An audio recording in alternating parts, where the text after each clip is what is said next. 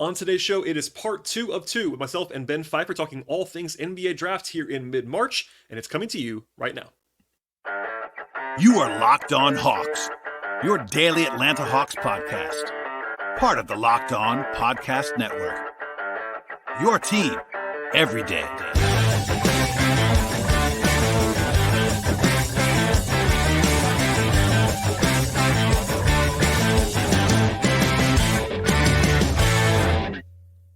Hello, friends. Welcome to episode 1673 of the Locked On Hawks podcast. I am your host, Rowland, coming to you on a Tuesday here in March. Today's show is brought to you by folks at PrizePicks, the easiest and most exciting way to play daily fantasy sports, and the place to go is prizepicks.com/LockedOnNBA, and use promo code LockedOnNBA when you get there for a first-time deposit match up to $100.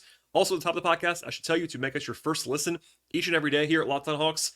Subscribe to the podcast anywhere you get your podcasts, places like Apple, Spotify. We're also on YouTube on the video side, and I'm joined once again by my friend Ben Pfeifer for actually part 2 of 2. So if you missed it, part 1 should be available in this same podcast feed. And I recommend starting with the beginning of the conversation. It's sort of free-flowing, but all focused on the NBA draft in advance of the conference tournaments and also the NCAA tournament. Mostly focused on college guys on this show, but still big picture stuff on the draft as we're getting a little bit closer each and every day to the draft. So stay tuned, and here we go, myself and Ben in part 2.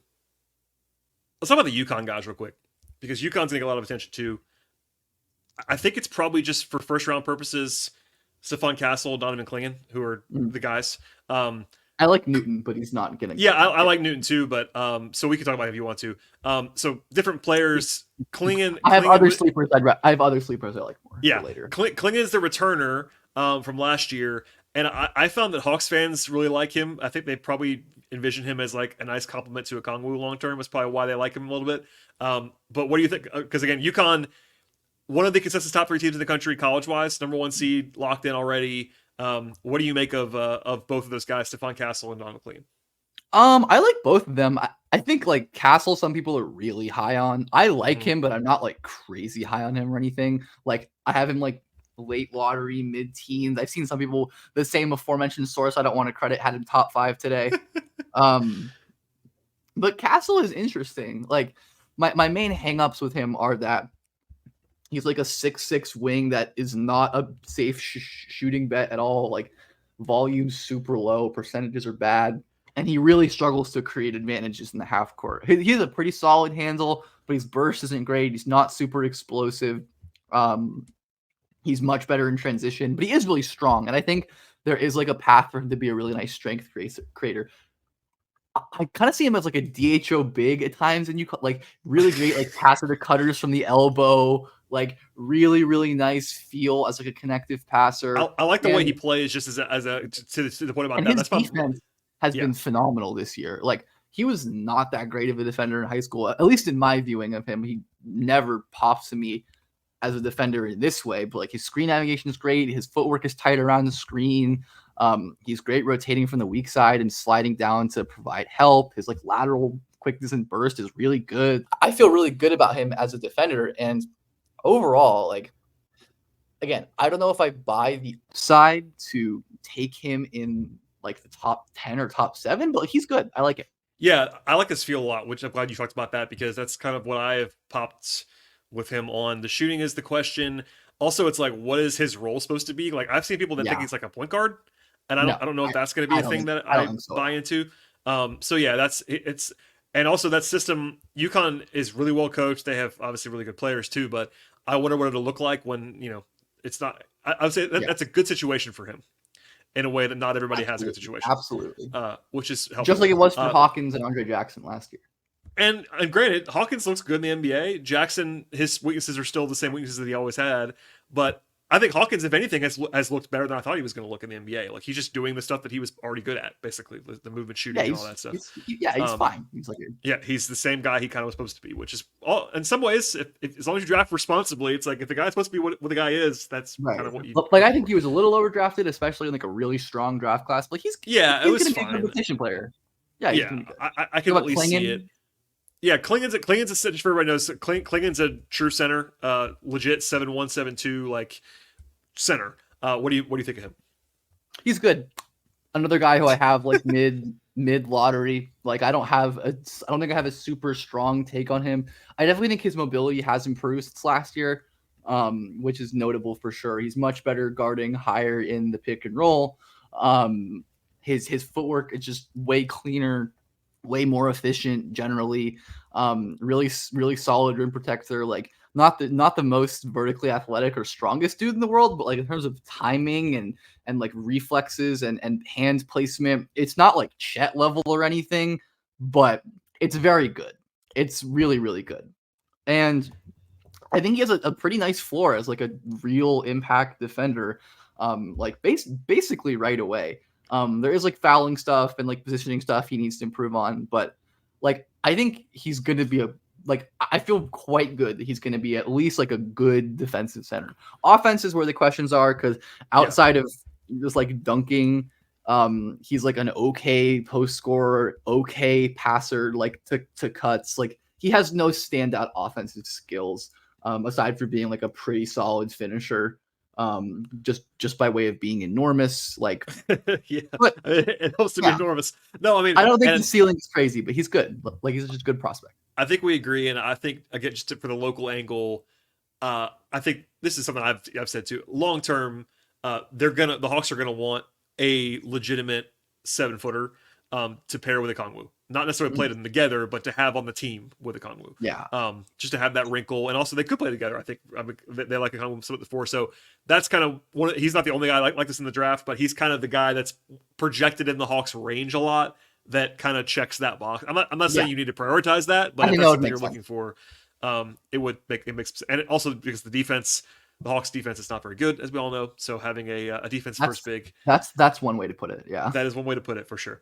All right, let's reset. Who's your favorite guy that we haven't talked about so far? Like who's the best guy that you like or somebody you want to talk about? I'm trying to think if there's anyone else in March Madness just to keep on. Yeah, I mean, because Cody Williams is a guy that I know you've been controversially talking about him at times. He's on the bubble at Colorado. They may not be in the tournament. They might be in the tournament.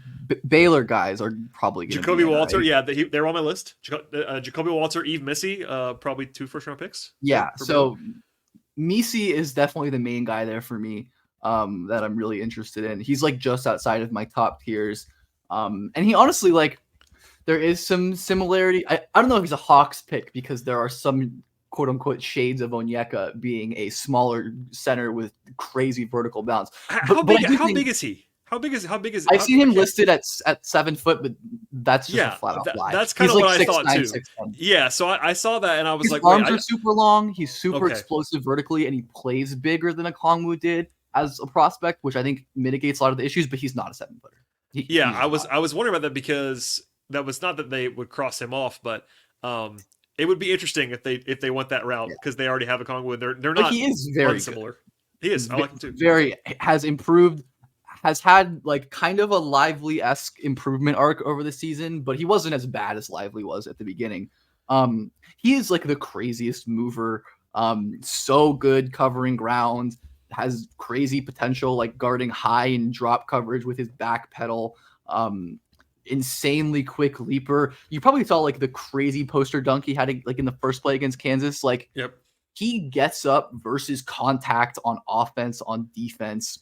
Like his like timing and stuff and like reaction speed isn't always the best, but the physical tools are phenomenal. And I think the feel, like the overall defensive feel is probably the major question mark on that end, but it's good enough to the point where like Jalen Johnson's defensive feel in college was trash. And it was not very good.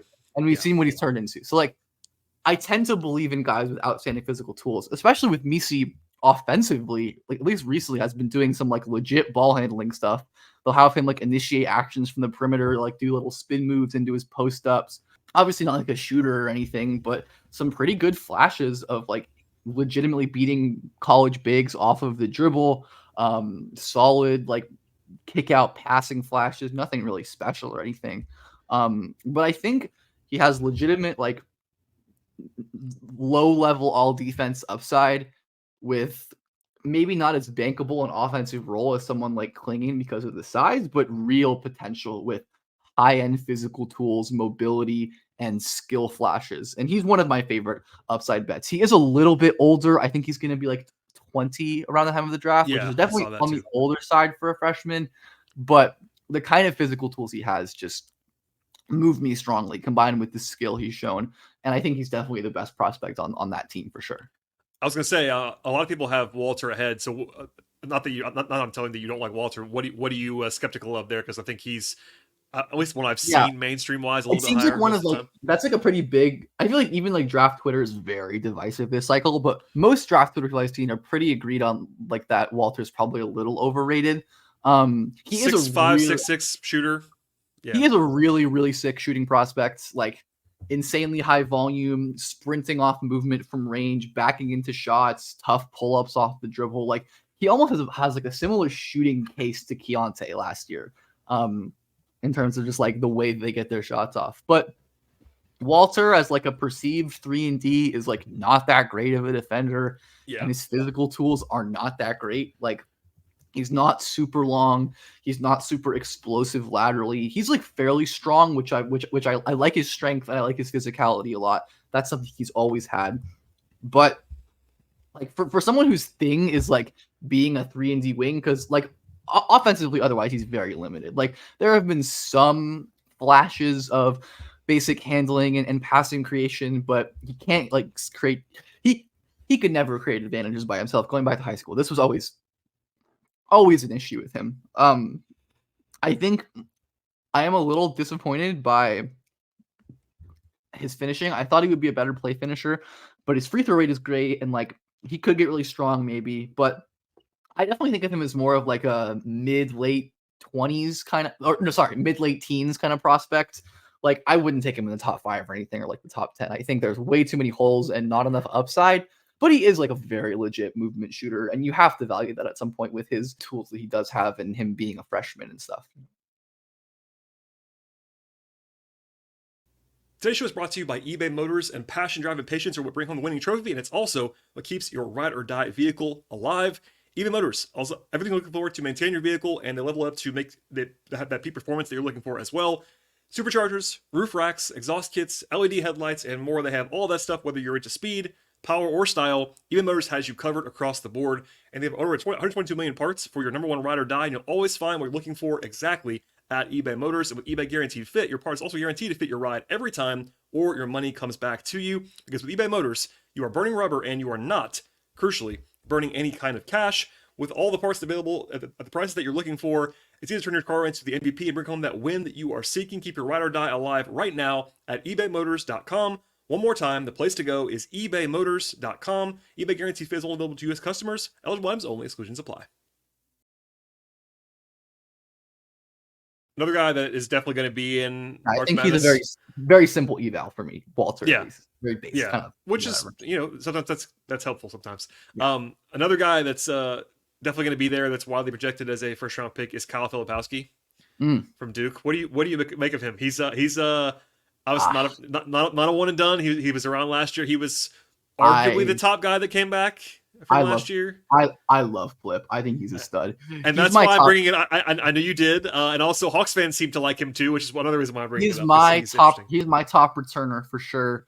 I would have taken him in the mid-teens last year if he declared. I think he's only helped himself this year.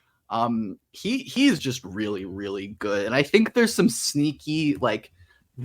very sneaky offensive star upside with a legit 6'11", 7-footer with his kind of not only like shooting flashes, handling, and incredibly good passing, but he is like so physical, such a great rebounder.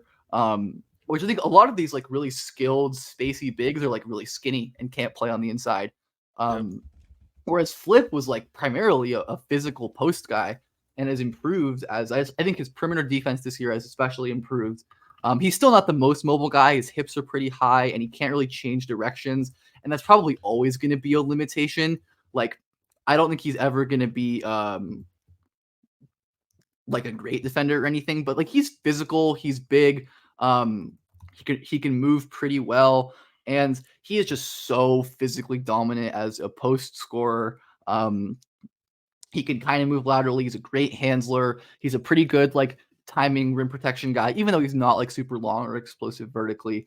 And like I would like to emphasize how great I think his passing is. Like, It is really good. Skips out of the post, instant processing, short roll stuff, passing off of a live dribble, passing in transition, reads the floor instantly all the time. I think the fact that you have a legitimate, like, possible dribble pass, maybe shoot center at his size is really valuable. I have him in my top 10 at the moment, pretty solidified. I think he's really good. Really, really good.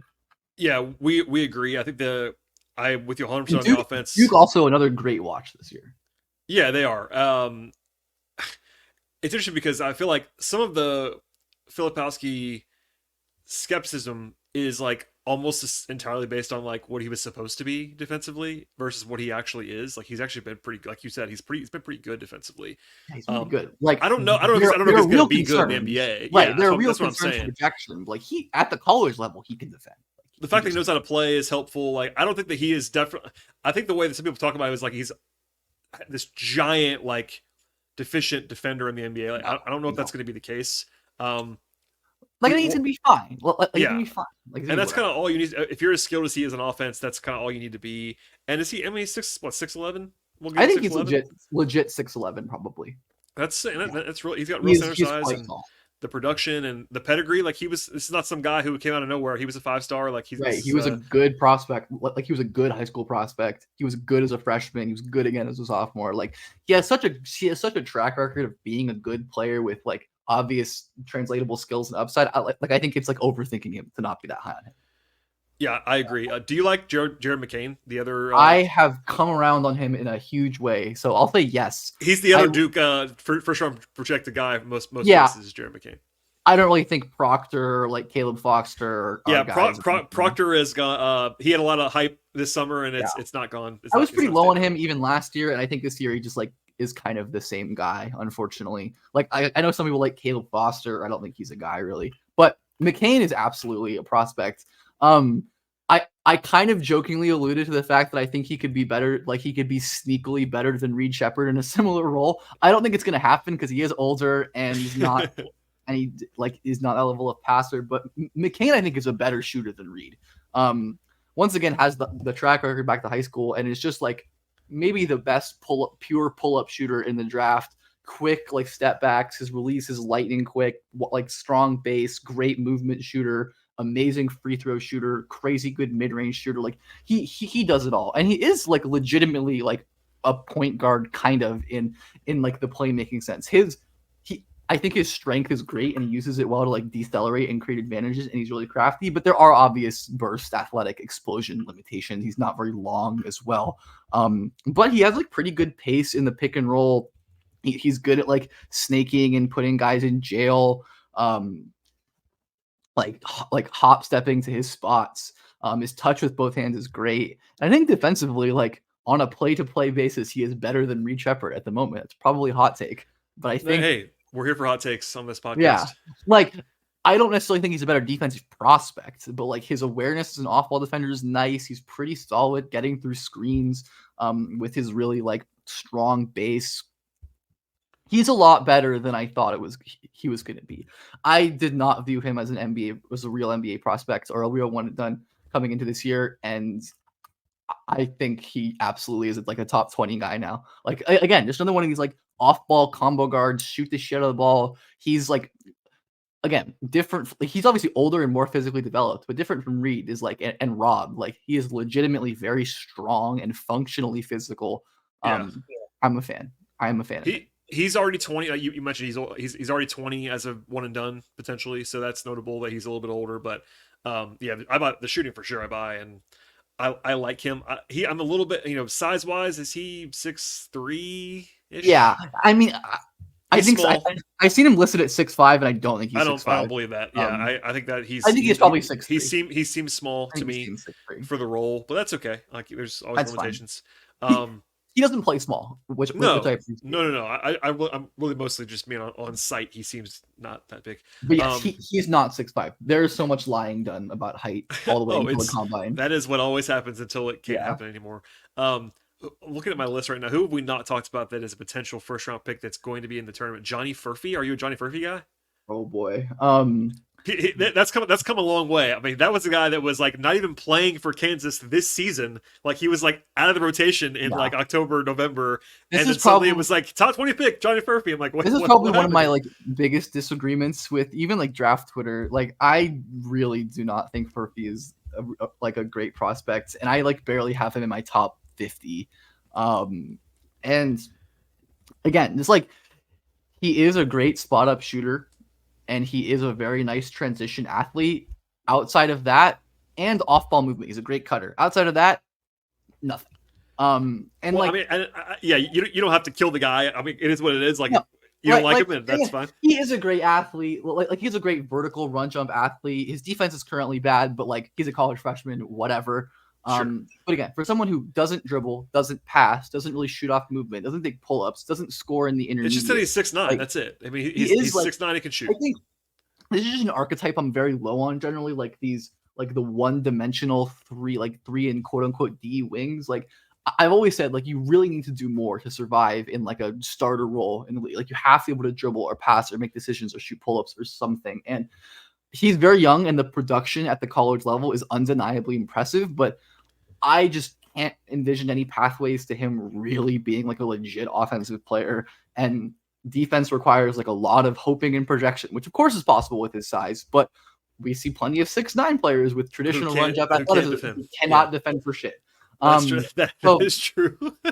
And is again, he? like, Do you like him more than McCullough? Like, obviously, totally different player. No. Okay, so very different, and like and age-wise, McCullough's like 104 years old, and you know, like the thing with how flat this draft is, like I have McCullough in like the mid-20s and Furphy in like the low 50s. But like if you took McCullough, like if a team wanted to take Furphy in like the late 20s, I'm like, whatever, I get it. Like, yeah, and so people know that don't watch college. Kevin McCullough is I think he's been a 5 year. Is he a 5-year college player? Yeah. He's an awesome college player at Kansas. Same he's a place former as Johnny Furphy. He's a former Yeah. prep to pro legend. Yes. Also, he's hurt right now. They just actually announced today that him and Hunter are not playing in the Big 12 tournament. So he is the big loss there. I mean, Hunter's obviously a great college player, but like, right. I'm talking about prospect. They're not yeah, doing, you're right. 100%. College-wise, they're Prospect-wise, not it's doing shit definitely without McCullough. agree. And I just mean, it seems like they might just be resting him for the actual tournament because he's been banged up for a couple weeks. But if he plays, that's a guy that's going to get a lot of attention. He's polarizing too. I think he's just been around a long time. He's older. But what do you think of Kevin McCullough as a prospect? Because he's certainly been really good this year in college. He's just a really good player and has been a good player for a long time. Like similar to, I guess like we talk about Flip obviously for longer. But like this was a guy who was like a crazy, explosive, raw athlete, couldn't shoot or dribble at all. Was like a crazy team defender at honestly like a similar development arc in terms of like skill to Jalen Wilson and Agbaji. And it's clear that like Kansas is good at developing these athletic wings. Like they're doing something right. Yeah. And we're seeing these guys have success in the league. Where McCullough, I think, has become a serviceable enough shooter. But the main thing with me is like he is legitimately a really nice ball handler. Can get to the rim, really smooth driver in the pick and roll, can handle through pressure, loves his like spin moves and stuff. He's like a good passer, but not amazing. He's not like a high level like live dribble passer or anything. Yeah. And obviously defensively, he's phenomenal. Today's show is brought to you by Prize Picks, and Demons and Goblins are the newest and most exciting ways to play at Prize Picks. Squares that are marked with red demons or green goblins give you different payouts at Prize Picks. You win up to 100 times the money, and with as little as 4 correct picks, you can turn $10 into $1,000. Also, if you want to play alongside some of the favorite players at Prize Picks, like rapper Meek Mill or comedian Andrew Schultz, you can find them under the Community Plays, under the Promos tab of the app to view the entries of some of the biggest names in the Prize Picks community each and every week. They also have injury insurance at Prize Picks, so they're interested in play even if one of your players happens to get injured. And it's really simple to play as well. I can make the picks and submit my entry in just 60 seconds or less, and they have quick withdrawals, easy gameplay, an enormous selection of players and stat types you can't find anywhere else. That's what makes Prize Picks the #1 daily fantasy sports app. I've been playing there for quite some time now. I really enjoy diving in all the time to different sports and different numbers across the board. And the place to go is prizepicks.com/LockedOnNBA and use promo code LockedOnNBA when you get there for a first time deposit match up to $100. One more time, that's prizepicks.com/LockedOnNBA and use the code LockedOnNBA. Pick more, pick less. It's that easy with Prize Picks. Today's show is brought to you by Robinhood. Did you know that even if you have a 401k for your retirement, you could still have an IRA? Robinhood is the only IRA that gives you a 3% boost on every dollar you contribute when you subscribe to Robinhood Gold. But get this, now through April 30th, Robinhood is even boosting every single dollar you transfer in from another retirement account with a 3% match. That's right, no cap on a 3% match. Robinhood Gold gives you the most for your retirement thanks to their IRA with a 3% match. This offer is good through April 30th. Get started at robinhood.com/boost.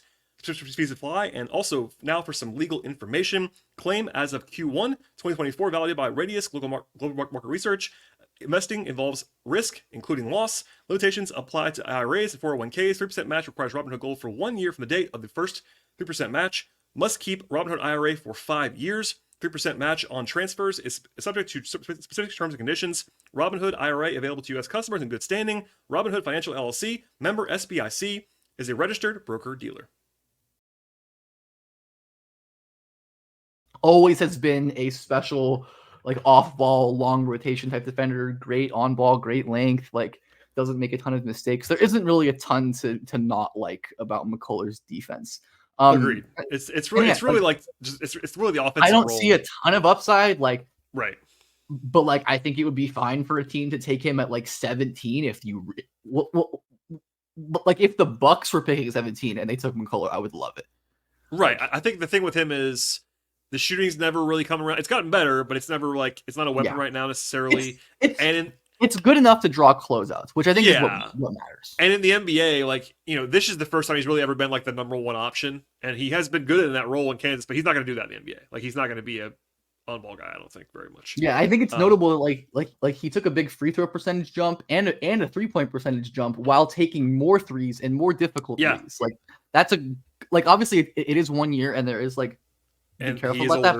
But that's a good. It's undeniably a good sign. Yeah, he's been really good this year. I hope he plays in the Big Dance. He's not going to play this week in the Big 12, so just circle that. But no matter what, he'll be on the radar for the draft. Is there anybody that you have a first-round grade on that we have not discussed that's a college player in the tournament? Like, there are some guys on the bubble, like just to okay, let me look. We have not talked about Cody Williams yet, or Devin Carter, or Ryan. I'm just going to run through all of the So I'm just going to go down my board to talk about college players. So the highest we're going to talk about is, I guess Dunn, who probably are like, that team is awful, right? Ben, you'll be shocked to know I absolutely love Ryan Dunn. Yeah, he's just like Charles Matthews too. Of course you do. I mean, is he? I think he's the best defender in the. I think he's the best defender in the country. Easily. He's incredible.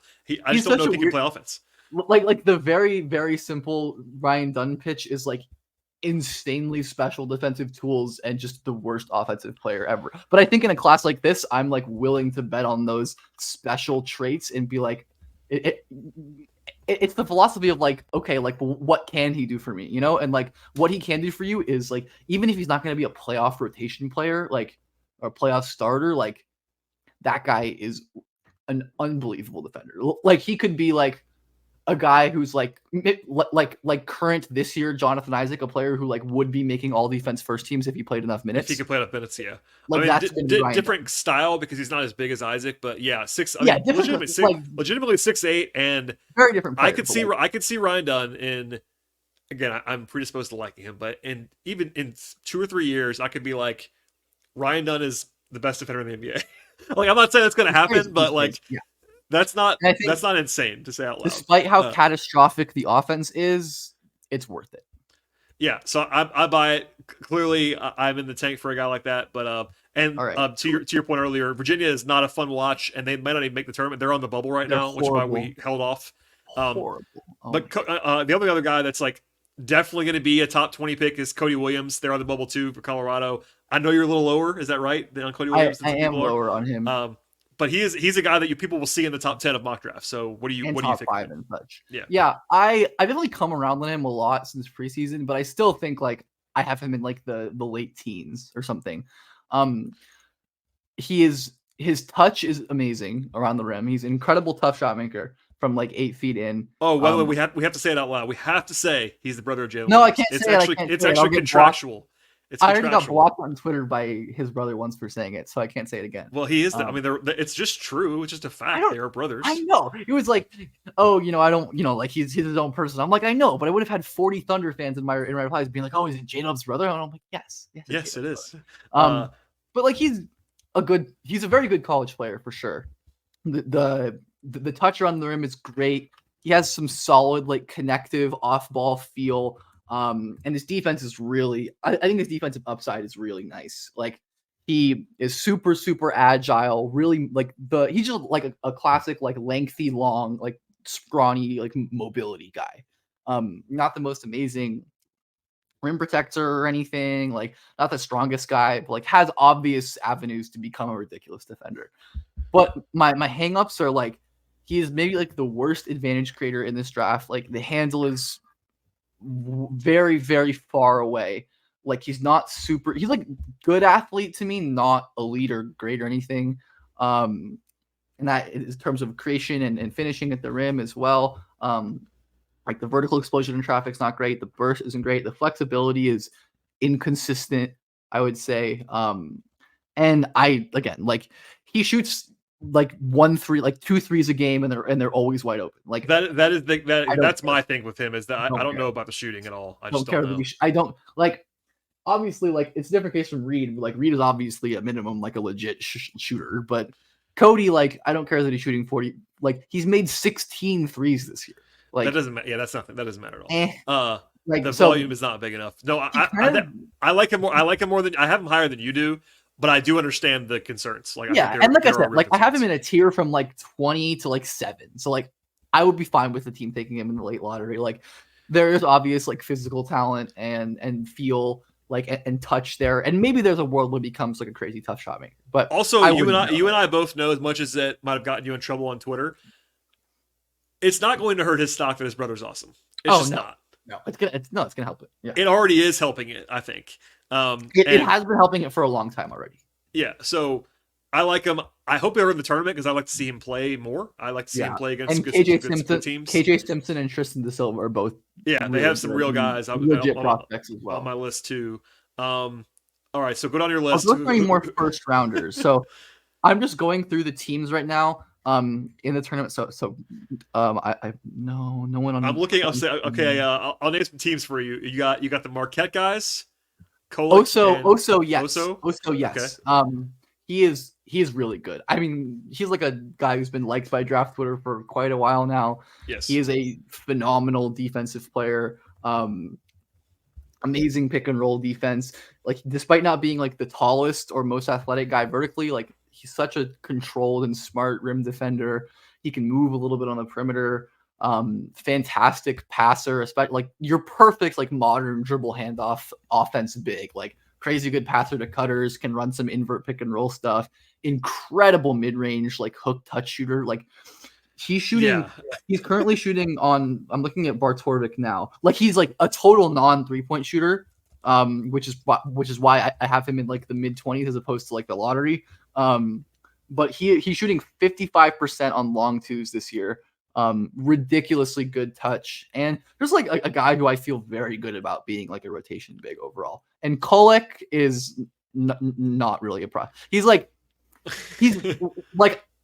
I believe in him less than I believe in Cassius Winston, if that means anything. Well, it's I will give you the other side. Kolek is the very, very awesome college player, guard, 23 years old, I think already.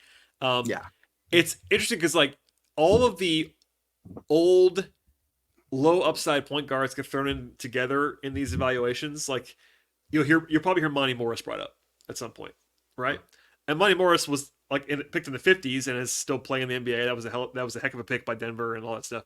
Like it's just like you're trying to figure out which guy is kind of what. Like I am confident, Ben, you will hear Tyler Kolek compared to Jalen Brunson at some point in the month of March. But like thing with like Brunson is like these young guards, these like older college guards without outstanding physical tools. Like Brunson always had the outlier strength stuff. Yeah, I mean, and Van Vliet get brought up too. Like it's pick whatever one, but I do think for every Brunson or Monte Morris, you have a million more like Dimitri Jackson. I was gonna say I'm guilty of this too. Like I tend to like these guys more than I probably should.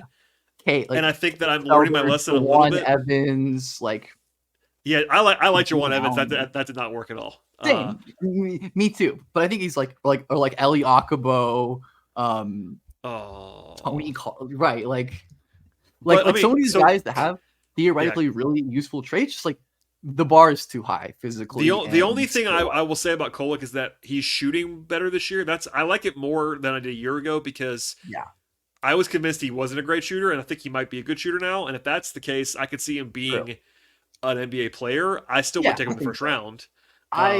He's someone that I wouldn't like. I might not have him in my top 60, but I don't care if you draft him in the second round. Like, fine. Yeah, that makes sense. If you really need a backup point guard, draft him in the second round. He's just a more prominent college player. So if you really need a backup point guard, you should just give the Wizards cash for Jared Butler. But if not, then you should. Oh, by the way, while we're here, different player but similar. Are you a Zach Edey draftable or not? No, I didn't think so. But listen, I've seen people have him in the first round. I'm just saying. I think it's one of the most crazy. Maybe I'll just be so like when has the giant lumbering big who only scores in the post ever worked? Is Boban? It just gonna? Why is it gonna work? Yeah. And if he's if you think Edey's gonna be Boban, how high are you drafting him? I will say I think he can be better than Boban. I do. I would not take him in the first round. I think it would be fine in the 30s or 40s. Like, I think that there is a way for Edey, because Edey is, compared to a lot of these guys, I think Edey is better than a lot of the archetypes that he gets compared to. I think he's so good at different things, and he's so big. That's the thing. He's huge, yeah. Like, and the fact that he's a legitimate 7'3", 7'4", really phenomenal. And he can move better than the guys that at that size. He's a great screener. Like, I kind of don't really buy the movement being that good. I think good compared to 7'4" guys. I'm not good compared to, you know what I mean? Like, yeah. Fair enough. He's better than Taco Fall. But like I've seen a lot of like Gavoni people be like, oh, it's improved movement. And I think like while that's true, it's just the bar was so low for him. Like, he is better than he was as a freshman, which is like unplayably bad. But now he's just like, he's still getting cooked. He's still getting cooked by Tyler Wall. But like, I think on offense he will be very useful. I'm convinced of that. On defense, I just don't know if he can. I mean, I think he's most similar to like if you're drafting Edey, I look at it as like if you're drafting like a microwave score point guard in a very different way. They're different. Like, it's not crazy. Edey is giving you like bench engine stuff. He needs the ball to really be, I guess, rebounding. But like aside from that, he needs the ball to like be valuable. He needs to have post touches, and then you need to be able to hide him on defense. And like that's that way with a lot of like bench guards. Even similar to like Kolek. Like, I think even though I probably won't have him in my top 60, if you took him in the second round, I think that's fine. Like, I think having a plan with him makes sense, and he's designed and allowed to be super divisive. I get it. I think the lottery stuff is nonsense. Agreed on that. And I also just don't believe it. But no, but the famous thing. It's also true. It only takes one. If somebody believes it, and I also think that it fundamentally bothers me that he gets the like just tall treatment in college. Like, no, he actually rocks. He's an incredible college basketball player. He really is. Like, and he's gonna get bounced in like this at the first weekend again. But it won't be his fault. I can tell you that right now. It wasn't his fault last time either. He was really good in that game last year. His guards were not. Anyway, but no. Okay. Are you a DaRon Holmes guy? Oh my god, I love him. I have him in the lottery. Okay, well, how do we wait this long to get to DaRon Holmes? They're attorney lock. Let's talk about DaRon Holmes. They're gonna be in the tournament. Dayton. I love DaRon Holmes, and it's honestly like kind of because he seems another guy who like I feel like draft Twitter is pretty unanimous on liking. Like, I haven't seen many people at all in draft Twitter who don't have him as like a first rounder, but mainstream outlets have him as like a late second or not at all. I think Vicini's got him as a first rounder. So if that counts as mainstream. ESPN's really low on him. Yeah. Unnamed one has him low. I see him low on Bleacher Report. No, Sam likes him a lot. Sam likes him. But Holmes is really like he has improved so much as a perimeter player to the point where he's like a dangerous ball handler, like with his chest to the like he can dribble with his chest to the basket and beat centers off the dribble. He's an improved shot maker, always a dominant post scorer, and a really solid defender. His numbers are crazy. I know it's the A10, but his numbers are crazy. But like the A10's a good league. Like, it really is. And aside from like I don't know if like their star upside, because there is like field processing issues. He's not like the most athletic guy in the entire world, but kind of similar to Flip, but more extreme. Someone who started as like a pure traditional big, but developed perimeter skills, like is usually the reverse. Usually you don't develop those kind of skills that Holmes. It's usually like a Kai Jones kind of situations where it's like, okay, this guy can really move and dribble, but like he's got to figure out how to play center. And those guys often don't work out. But Holmes is like, okay, we know this guy can set screens and rebound and seal and defend the pick and roll. And now we know he can dribble. So I think he's going to be like, I feel pretty confident that if he gets opportunity, he's going to be a legit rotation player. Yeah, no, I like him a lot too. I think this is only one number, but Ken Palm's Player of the Year standings, I think he's second or third. Like he's right behind Edey. Like that's how good he's been in college, just for college stuff. He's been crazy in college. He's so dominant. I buy it. I think he is a first round pick, if not first round, certainly top 35, 40. I think he'll go there too. Somebody's going to like him. I think the production there, I think he'll translate in the stat models. Like I bet Pelton has him pretty high by the end. Oh, like, yeah. A guy like that. Right. Just looking. Okay, so you can say anyone that you want, but just looking, I think I have two more in the first round in the tournament. Go ahead, fire away. And then we can get to anyone else who you had. So fine. South Carolina, Colin Murray Boyles. So I looked at your Twitter to look and see guys. I circled him because I had not seen him as high on anyone's board except for yours. So tell me. No, I'm not even that high on him. Like there are people who have him like top 10, which I think is a little crazy. That sounds insane to me, but hey. But he is legitimately like a really interesting, weird player who's like came on really late as a freshman. Like a really thick 6'9", like pure 4 defender, but can really move, super strong, great instincts, like rotating, like creating turnovers. Has just like had very dominant defensive games over and over and over again this year. And he's a really nice short roll passer, really nice like post passer as well. Really solid finisher as well. Just like a really nice, strong post guy. Very much like your typical 6'9" college post scorer in that way. Like he is a very, very great scorer down low. And he has really nice touch in the intermediate. But I do think like the fact that he is definitely not a shooter at this point. Which I think is an issue. Like he just does not take threes at all for being like a 6'9" center, or like I don't even know he's 6'9". He might be like 6'7". Honestly, I saw him at 6'7" when I pulled it, and also like he was a real high surprise, but he was like a late top 100 guy, like in the 90s in RSCI. And I think like there's like interesting weird traits that people like understandably gravitate towards. And I think like he's worth a first round pick for sure, like just because he is probably going to be a really nice defender. Like has certain like positional versatility, will be able to guard down and up in some lineups for sure. And then in like I think a smart offensive coach could get a decent amount out of him.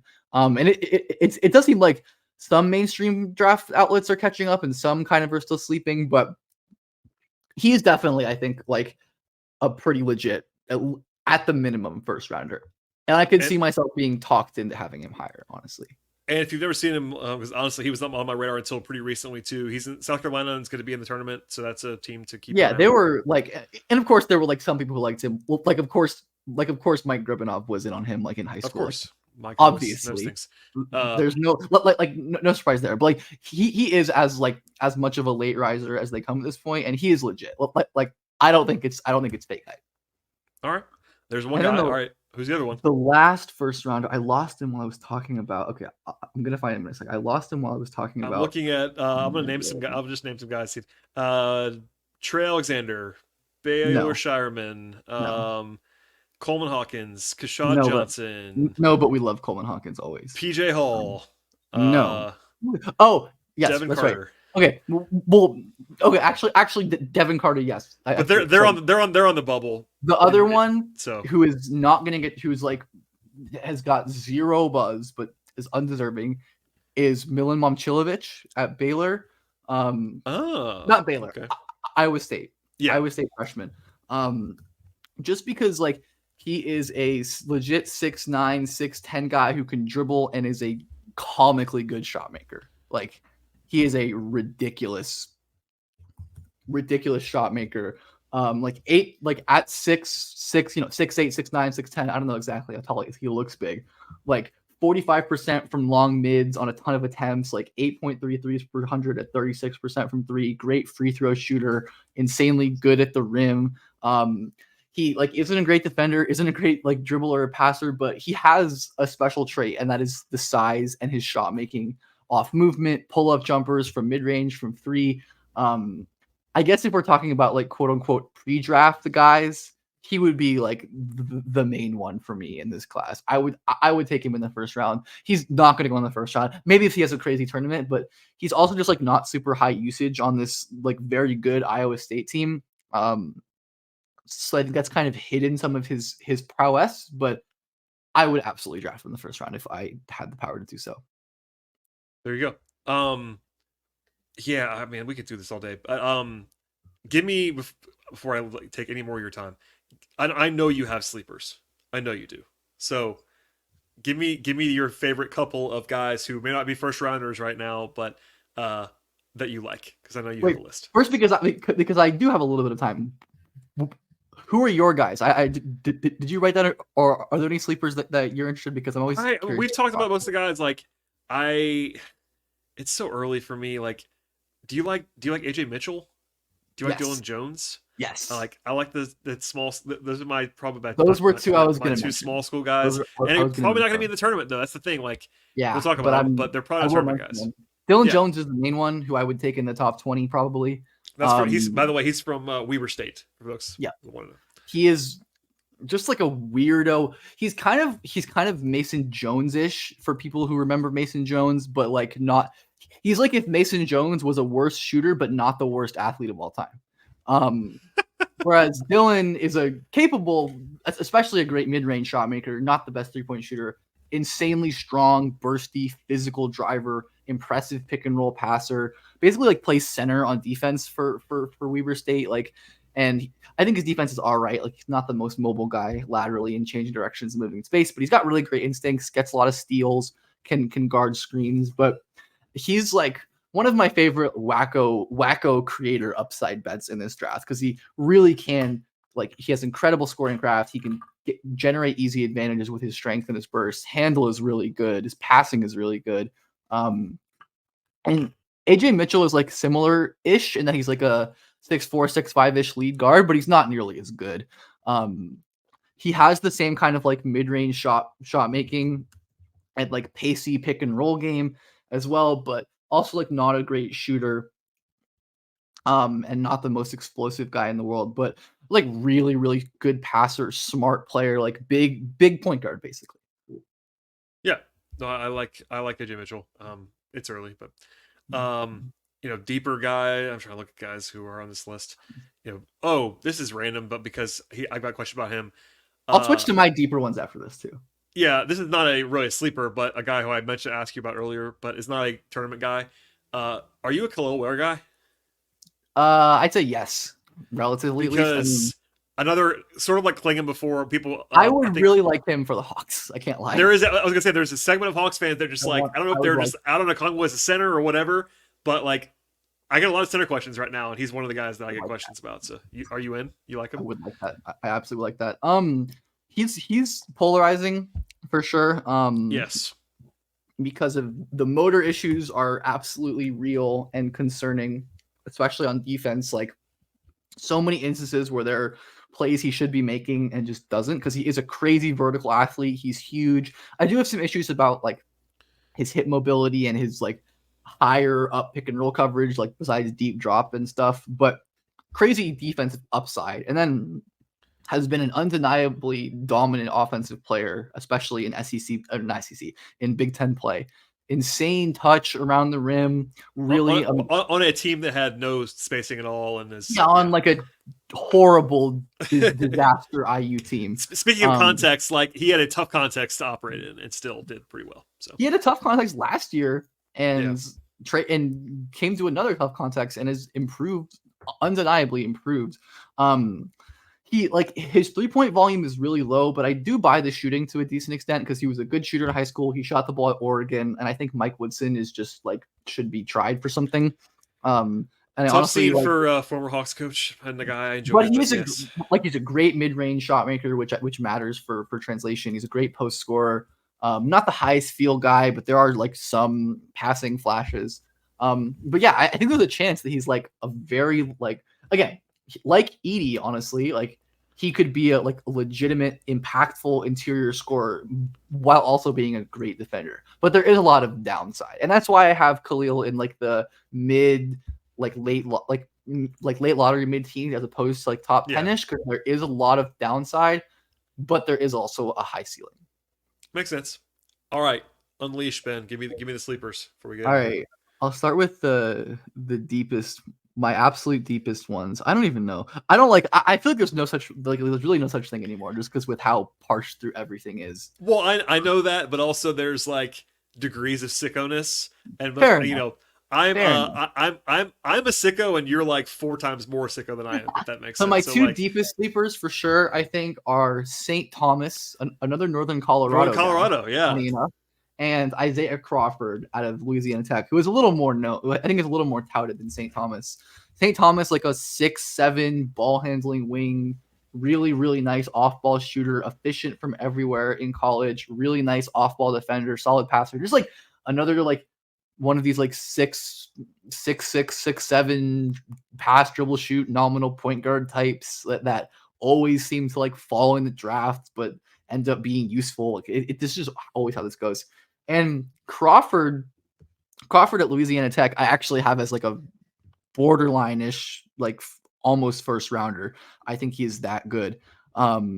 Ridiculous defensive prospect, crazy like lateral mobility as a 6'5" guy, crazy rim protection. Will totally obviously plays like not the best competition because it's Louisiana Tech, but he is a really, really nuts defensive player who is like an awesome mid-range scorer, shot maker, really great at getting to the rim, getting to the line, impressive handle to create shots in the mid-range, which, could beget some pull-up shooting upside in the future. Another guy who's getting like an older guy who's getting zero buzz, but is like going to be an NBA player if he gets a chance. Like he is destined to like be a great January Memphis Grizzly. Like it's just gonna happen, Like, that's an incredibly specific poll, but I can picture it now. When you say that. January Memphis Grizzly. He's just gonna be Vince Williams again, like in a different way, but like it's working out well. So yeah, he is just gonna be Vince Williams. Tucker, not Tucker. I mean, I guess actually, I was trying to read the name of the guy below him on my board, but we should talk about Tucker DeVries because they're gonna be in the tournament. Oh yeah, Drake. He is, speaking of shot making, man. Did you see the game? Or any clips from the Indiana State game? He was nuts. I watched most of it, and he is always nuts. So I don't know what it means at the NBA level. So freaking good. But Tucker DeVries is an absolute bucket. Like he has been for a while. I like him the most out of all. I think out of all of like the mid-second shooting wing-esques. Like I prefer him to Shireman for sure. I prefer him to Miles Kelly. I prefer him to Peyton Sanford. I prefer him to Jackson Robinson. But I'll just say I like Peyton Sanford. I'm not saying I like him better. I like Peyton Sanford. Right. I also haven't watched him a ton, but he seems all right.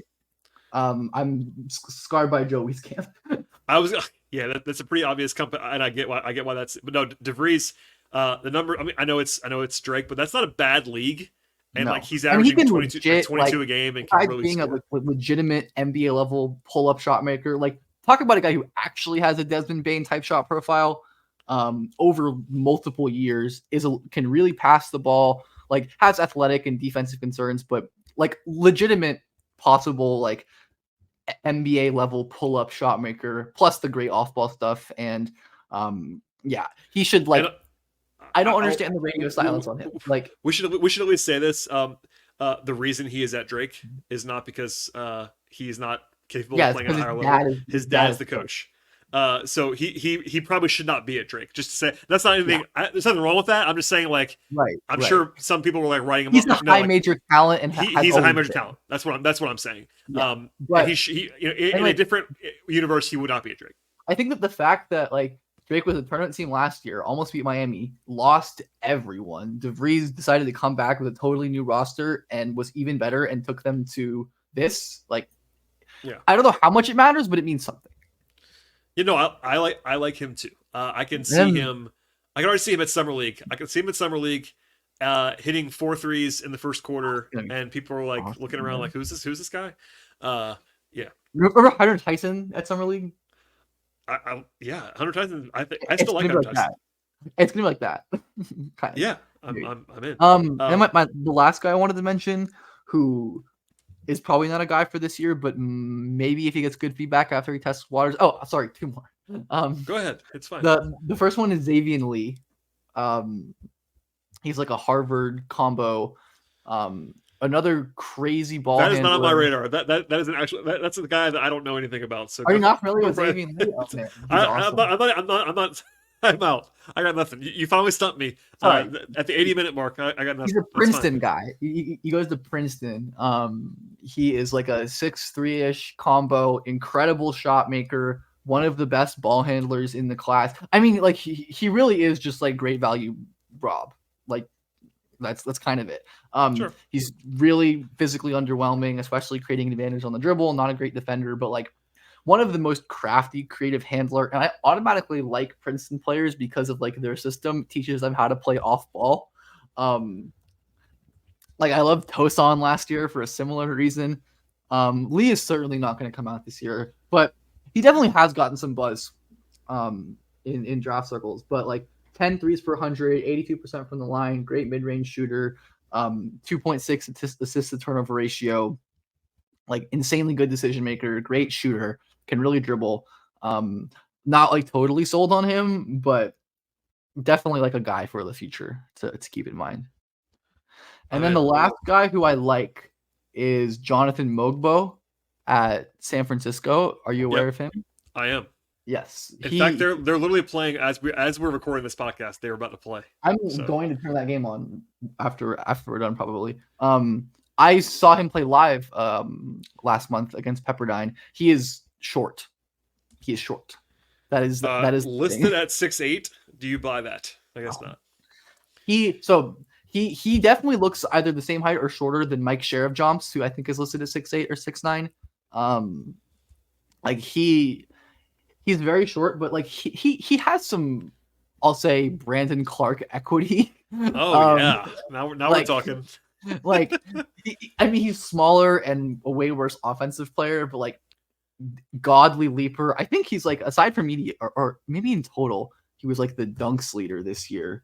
He also has an absurd rebound rate that I'm looking at right now. Like he averaged about 10.5 rebounds a game in 28 minutes. Yeah, he's insanely high. Yeah. So Edie this year is the NCAA leader in dunks with 92. Mogbo is second with 81. Yeah, he's also sixth in the country in defensive rebound rate, which is he's a godly rebounder. Really great. He's almost more of like a giant wing. I'd like to see him develop as, because like he can defend the pick and roll and he can defend the rim, but he is just short. Offensively, he has flashed a little bit of like off dribble playmaking and short roll passing. So like I don't know exactly what his NBA role is or like where he's gonna go or like where I take him, but like for like a second round flyer, he has very unique traits that I think a smart team could capitalize on. Also another guy with a very strange route. I'm looking at this now. Like I believe he also grew a ton like within the last couple of years. he was at a community college. He was at Oklahoma A&M or something, and then Missouri State last year, and then now San Francisco. So he's been all like over I the place. said, I got to watch it. I got to watch him live at Pepperdine, which is just like the best place ever because like it's like a tiny gym and you can just basically sit courtside. Yeah. Like it's also just a fun place to be in. He looks small, but he is an imposing athlete. He is freaky, and like there really is some truth. Like, you know, you see a guy who's an elite athlete in person, and you're like, okay, like that guy can move. And I think Mogbo is someone who whoever drafts him is going to be like they're going to become like a cult favorite. Like he has like I said, like maybe some like Kenneth Faried equity even as well. Like he's kind of Gen Z Kenneth Faried, honestly. All right. Well, I'm going to tell my friends that I have found personally the Gen Z Kenneth Faried. Wait, that's such a good that's such good like clickbait TikTok. Like I just found the Gen Z. Yeah, please use that. When you blow up on TikTok for that take, Phil. I will credit this podcast. No, thanks, Ben. I appreciate it. We're gonna do this again if I can, if we can find Yeah, time we and you're still have still like a lot available of to talk. prospects who don't I play know college there's lots of basketball. stuff. We could go 3 hours. We're not gonna do that. But I mean, we have to get to Sar and Ricochet and Topic and Holland and Buzelis and Yes. all the guys Yeah. who are actually top 10 guys in this class.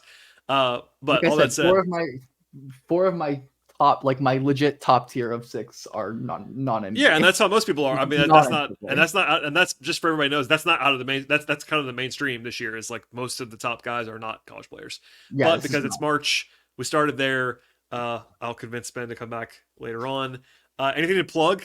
I know you're always doing stuff, so get it out there, man. Share. As always, just like whatever I'm doing will be on my Twitter, BJPF_. I am actually making TikToks, Brad. I am not on there, so please share whatever you want. I don't know anything about TikTok, but go ahead. Just because that's like it's a terrible platform, but it's like where it's just like objectively where like people are there. Yes. At this point. People are there. Which is like it. I don't think it's as fun to me as doing YouTube, which I do still occasionally do YouTube videos, but like, and because YouTube demonetized me, and I'm mad at them for that. I understand. Hi YouTube. But yeah, just like follow me on Twitter. I guess pretty much anything I do will be broadcast on there. I would recommend that. Check out Ben's work, and we'll talk soon, my friend. I do appreciate all of this.